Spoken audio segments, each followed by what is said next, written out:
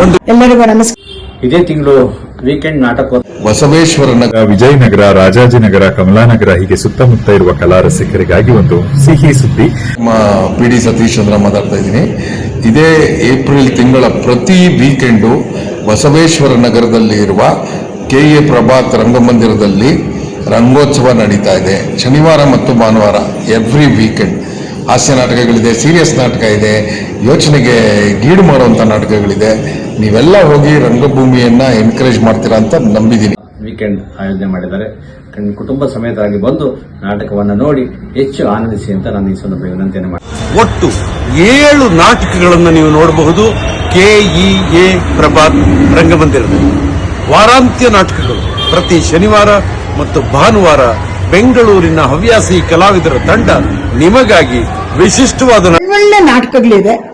ಇದು ನಿಜವಾಗ್ಲೂ ನಾಟಕ ಪ್ರಿಯರಿಗೆ ಇದು ಒಂದು ಒಳ್ಳೆ ರಸದೌತಣ ಅಂತ. ನಾಟಕಗಳ ಪ್ರದರ್ಶನವನ್ನ ಈ ಬಡಾವಣೆಯ ಜನರಿಗಾಗಿ ನಾಟಕೋತ್ಸವದಲ್ಲಿ ತರ್ತಾ ಇದ್ದಾರೆ. ಹೀಗೆ ಬಡಾವಣೆಗಳಲ್ಲಿ ನಾಟಕೋತ್ಸವ, ಸಾಂಸ್ಕೃತಿಕ ಉತ್ಸವಗಳು ನಡೆಯೋದು ಇವತ್ತಿಗೆ ಅನಿವಾರ್ಯ ಆಗಿದೆ. ಯಾಕೆಂದ್ರೆ ನಮ್ಮ ಕೆಲಸದ ಒತ್ತಡ, ಟ್ರಾಫಿಕ್ ಇತ್ಯಾದಿಗಳಿಂದಾಗಿ ನಾವು ಹೋಗೋಕ್ಕಾಗಲ್ಲ. ಕಲಾವಿದರೇ, ಕಲಾ ತಂಡಗಳೇ ನಮ್ಮ ಬಳಿ ಬರ್ತಾ ಇರೋದು ಒಂದು ಹೊಸ ಬೆಳವಣಿಗೆ, ಒಂದು ಆರೋಗ್ಯಕರ ಬೆಳವಣಿಗೆ. ಇದಕ್ಕೆ ನಿಮ್ಮೆಲ್ಲರ ಪ್ರೋತ್ಸಾಹ ಇರಲಿ.